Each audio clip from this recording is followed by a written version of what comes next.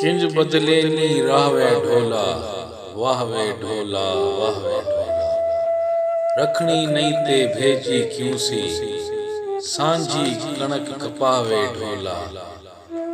मयता नाली होंदे रहनी, इत्थे रोज व्यावे ढोला।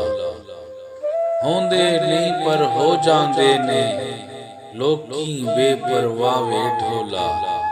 हर एक ईद विसाखी लंघी, भर भर ठंडे सावे ढोला।